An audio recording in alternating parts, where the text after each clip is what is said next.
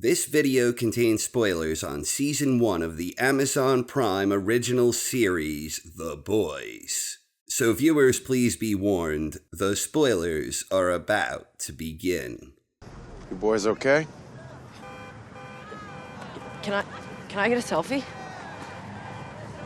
Of course you can.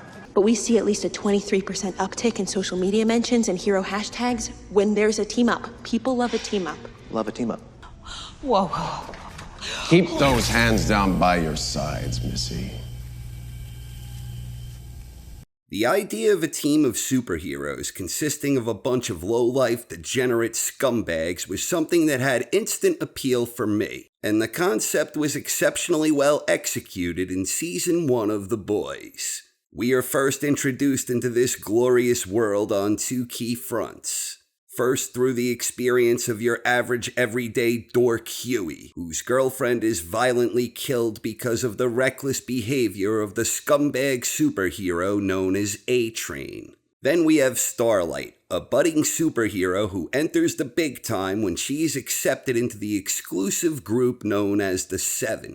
Huey is soon dragged into the mission of the no-nonsense vigilante known as Butcher. Huey is basically a decent person easy to relate with. He's a nerd with a job, a good relationship with his old man, and Huey wants payback over the tragic demise of his girlfriend, Robin. His motives, at least initially, are good, decent, justified, and easy to understand. However, under the tutelage of Butcher, he quickly becomes corrupted as we soon learn that, while Butcher himself may have had pure motives at one point, he's now every bit as much of a scumbag as the degenerate superheroes.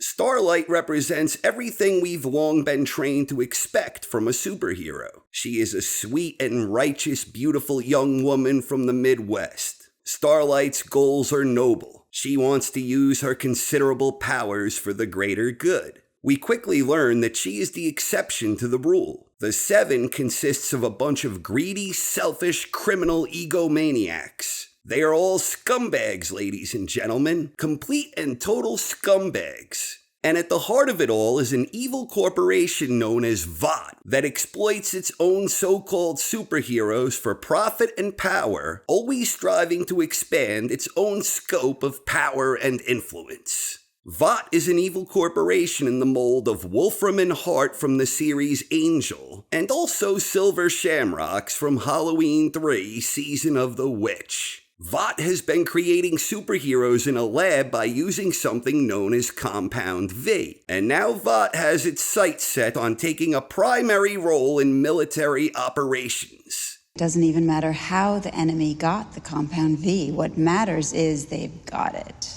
So The Boys has a lot going on. An evil corporation, a slew of scumbag superheroes, terrorist soups, baby soups, low-life vigilantes, elite-level performance enhancers, a great abundance of debauchery, sadistic violence, and a lot of plotting and scheming from all angles. So let us take a quick look at where some of the key players ended up at the conclusion of Season 1, with speculation about where they might be heading in Season 2. Let us start with the world's fastest man, the one and only A-Train.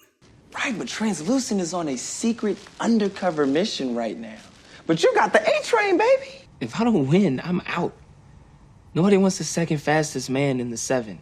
You have to come clean with me. Like, I have to know who you told about Compound V. How does this not all start with you, Huey? The only difference between you and me is that I made a mistake. The shit that you did was on purpose. A-Train is a scumbag who was at the heart of Season 1 on multiple fronts. When he accidentally smashed Huey's girlfriend Robin into a messy pool of blood, Huey became directly involved in wanting payback. But A-Train was also the one who was addicted to Compound V. A-Train's primary objective was to maintain his status as the world's fastest man, and he needed a chemical edge to achieve this. With the help of some Compound V, he successfully defeated Shockwave in their highly anticipated race. But unbeknownst to him, his girlfriend had been compromised. The boys were onto him. This all happened as a result of his adorable B-League superhero girlfriend inadvertently crushing her poor landlord's skull with her gorgeous, gigantic ass.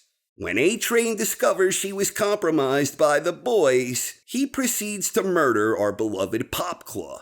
A-Train is really fast, but he isn't especially bright. In fact, he's completely oblivious. When we last see him in Season 1, he easily neutralizes Starlight before apparently suffering a heart attack. No doubt this was the result of him abusing Compound V to maintain his competitive edge. So that heart attack suffered by A-Train represents a crossroads moment for the speedster. Will A-Train find redemption? In the long run, I'm going to guess no. What I suspect will happen here is that A-Train might at first appear to be on a righteous path where he returns to the basics with his brother and mentor. But ultimately, I suspect we'll have a Christopher Moltisanti type of thing going on here, where his addiction to fame and glory will ultimately lead him back to Compound V. And also, despite the fact that he was the one who actually killed Popclaw, A-Train believes Huey forced his hand. Thought it'd be funny to stick a blow-up dolphin in my bed with lipstick on its blowhole. You ever touch me again, I will burn your eyes out. Though at the time I believed that our encounter was consensual, I now realize that, Where would that Carnival cruise ship be without you?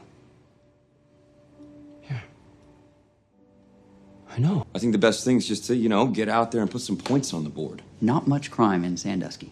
The Deep is another irredeemable scumbag. He sexually harassed and blackmailed Starlight. He's extremely insecure and has a habit of bitching and moaning to his shrink. And he is essentially the laughingstock of the Seven. Beyond that, he's incompetent. He was unsuccessful in his efforts to save a dolphin, and he also failed miserably in his efforts to save a lobster. The only thing he really accomplished was exploiting the fact that Homelander destroyed the mayor of Baltimore's plane, and Homelander was none too happy about this. When his sexual assault becomes mainstream news, he is removed from the Seven and sent to Sandusky, a low-crime area located very far from the ocean shores. When we last see the Deep, he is very sad that he was not invited back into the Seven, and his existence is now dull and uneventful. For the most part, the Deep was utilized for comic relief, and I don't expect that to change much in Season 2. What I do expect is that the Deep is about to make a heel turn for the ages, because short of that, I'm not really sure how he might otherwise figure back into the story. I don't imagine the Deep rising to the point where he'd become the big bad in Season 2, but I do believe he will have a big-time grudge against Vought, and perhaps against Starlight in particular. Given the Deep's inherent incompetence, I don't imagine he'd make a very effective villain, but I do believe he will stumble upon something that leads him on a path towards revenge.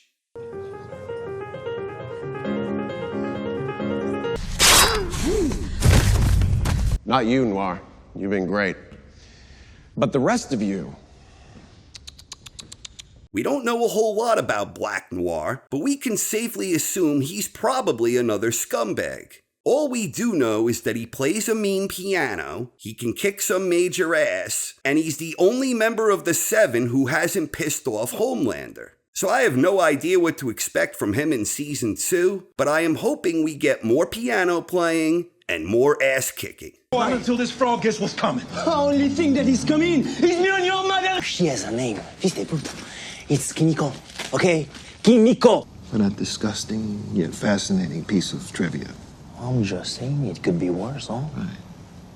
Frenchie and Mother's Milk are two members of the boys who seem to be moving in opposite directions. Double M seemed to miss the action after previously abandoning the group where he was living a family life and helping troubled youth. But he got dragged back into the game. On the other hand, Frenchie is a hardened criminal thug who seems to have rediscovered his humanity when he grew a close bond with Kimiko. Double M and Frenchie are often at odds, where they frequently clash because of Double M's meticulous attention to detail and Frenchie's more spontaneous and free-spirited style. But with these two characters moving in opposite directions, they seem to have found common ground. When we last see the trio of Double M, Frenchie, and Kimiko, they are fleeing the scene of their temporary captivity. I'm not sure what to expect from these three, but I imagine they won't be very happy with Butcher given the fact he didn't give a shit about them after they were captured. Double M will no doubt be looking to reconcile with Monique, and I imagine Frenchie will do his best to sweep Kimiko off her feet.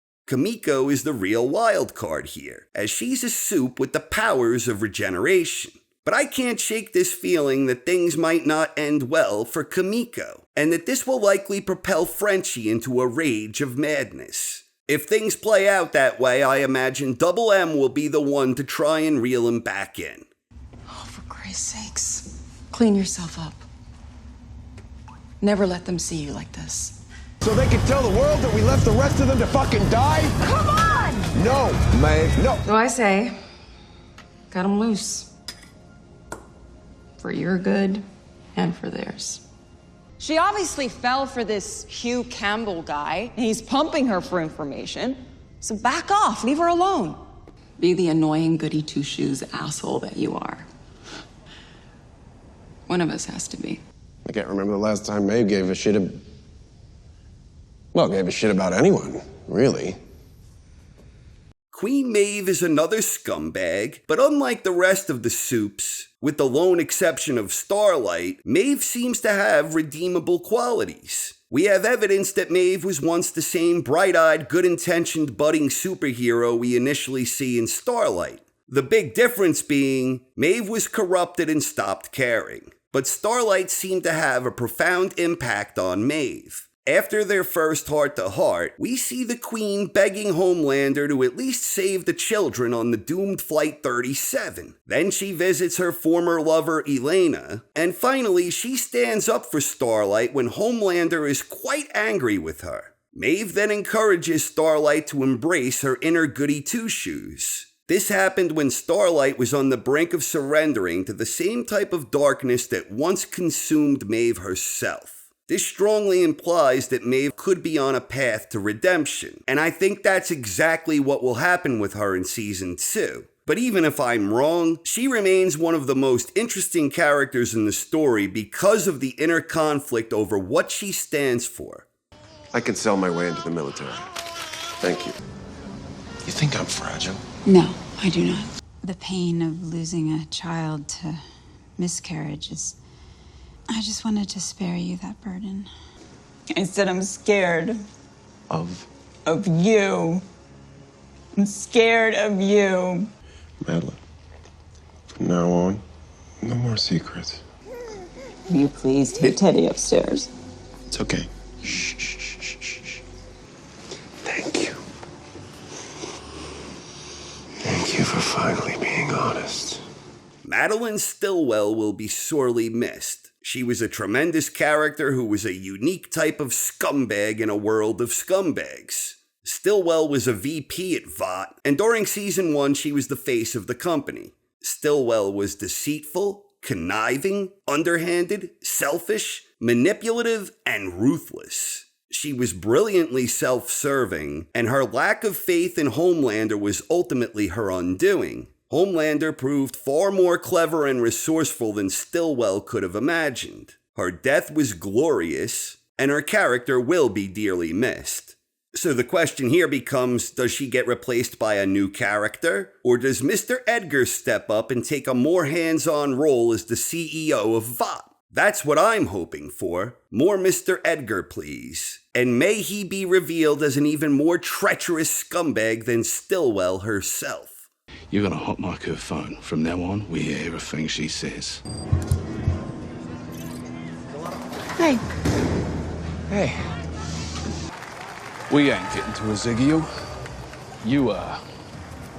I am? Is there any way you could hook me up with one of those Diamond Club passes? You know, to see Ezekiel. I need to know that the hotel is a nice thing and not a red flag thing. I had to convince them that I was an idiot that you threw out and you used, and now you want me to help your psycho killer friends? When you put it like that.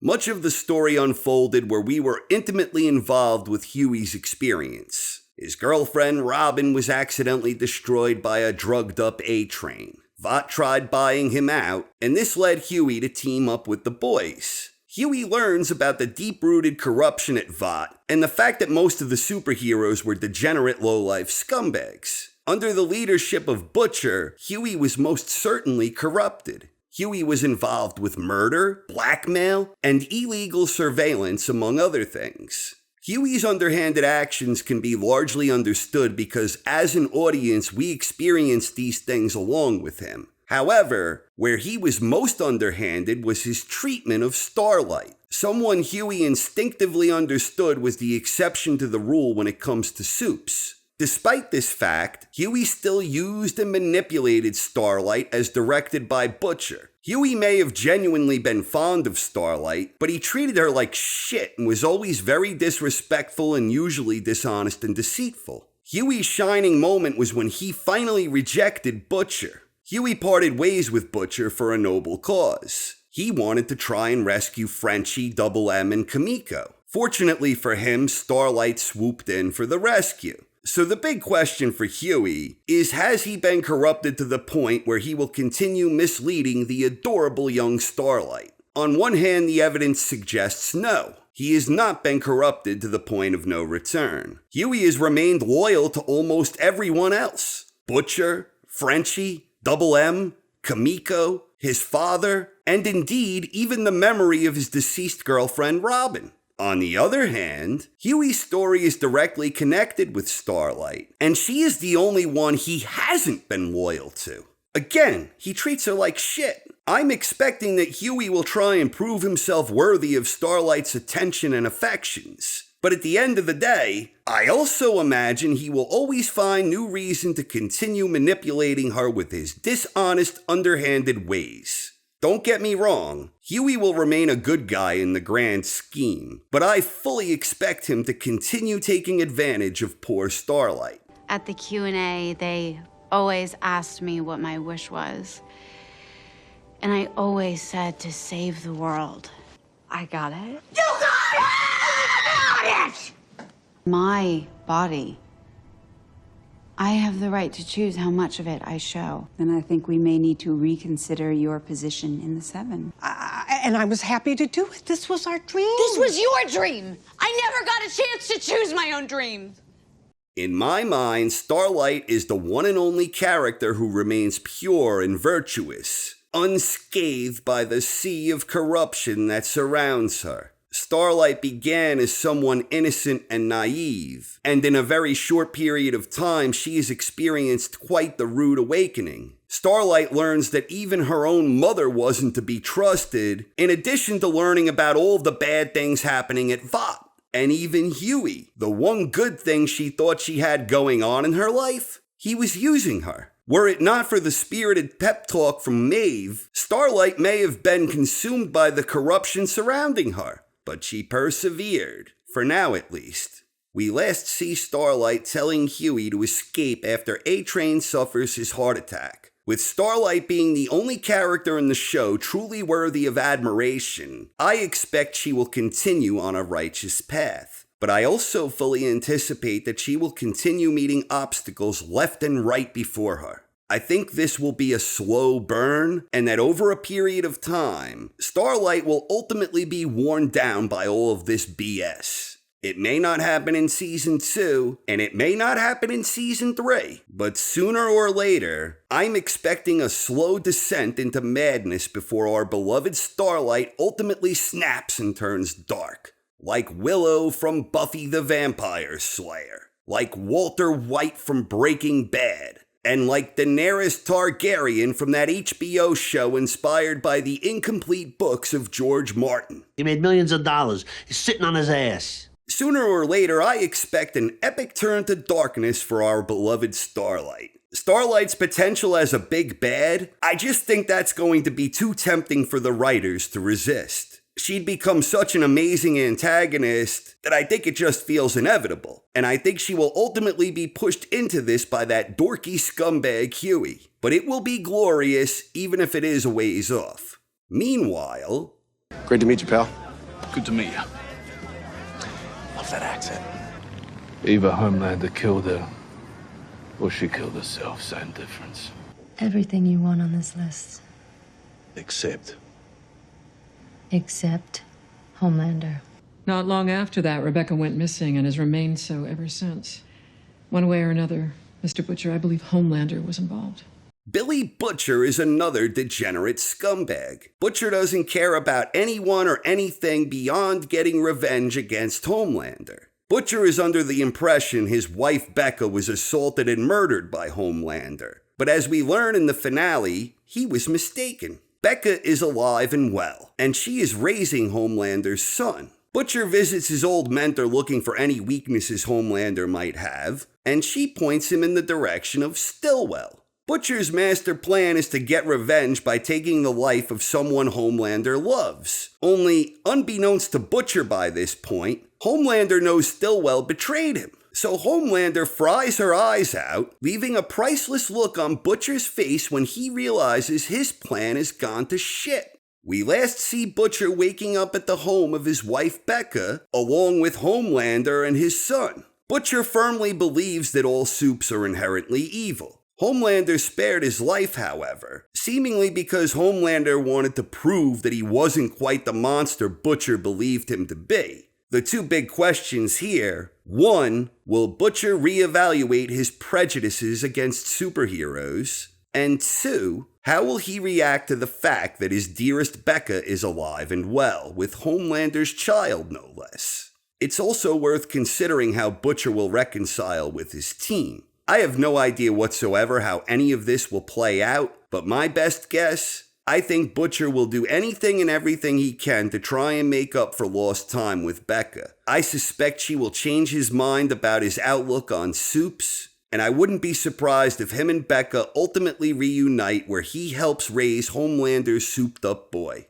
My grandfather built this place with his bare hands. He was an amazing man. Oh, the old piano. Oh, you're going to protect me? Mm-hmm. Is it not my God-given purpose to protect the United States of America? If they let us into the military, then this will never happen again. That is my solemn promise to you. You guys. You are the real heroes. Whoa.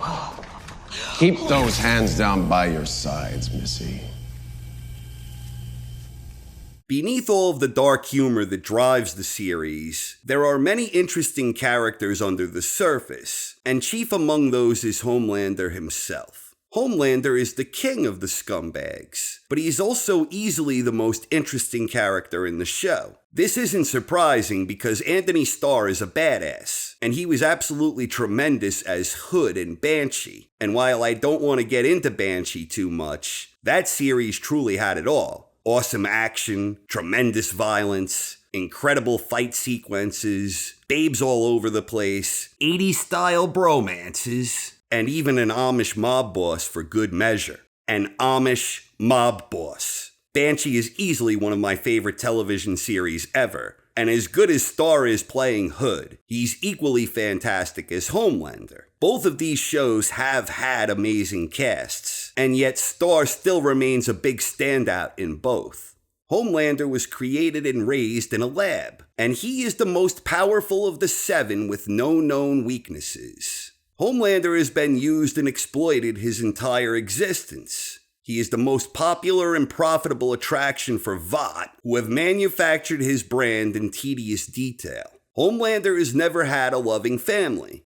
The closest thing he has had appears to be Stillwell, and she was one of his biggest exploiters. Because of his infant-like needs that Stillwell superficially fills, she always believed he was some helpless child. But in fact, Homelander is far more clever and complicated than Stillwell and others ever realized. Homelander is the one who had the master plan for creating terrorist supes so that Vought can freely pursue its military aspirations. In truth, we didn't really get a whole lot of Homelander in Season 1, but I expect that to change significantly in Season 2, where I am assuming he will have a much more active role in the story. Since Homelander desires a loving family like that which he's never experienced, I'm expecting Homelander to make a strong play for Becca's love, where he will want her and his son to be a big part of his life. Becca will most likely be torn between the father of her child and her husband, both of whom I expect she truly loves on some level. Becca's feelings will likely swing back and forth, but ultimately, I expect Homelander will realize that he isn't cut out for being a family man, where I think Butcher will be the one who ultimately wins Becca's heart, where Butcher will also likely become a loving stepdad to her son.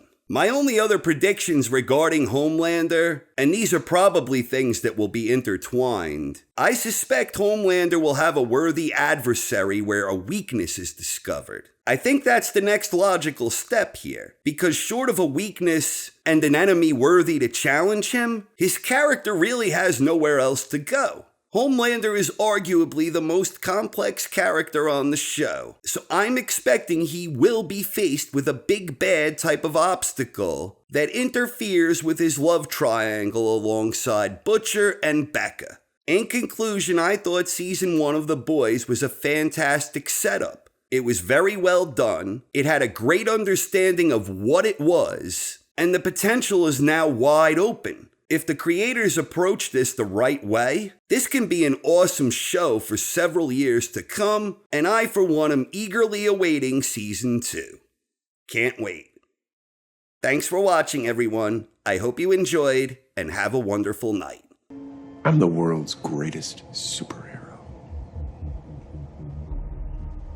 You're my greatest failure. Whoa. Keep those hands down by your sides, Missy. Doesn't even matter how the enemy got the Compound V. What matters is they've got it.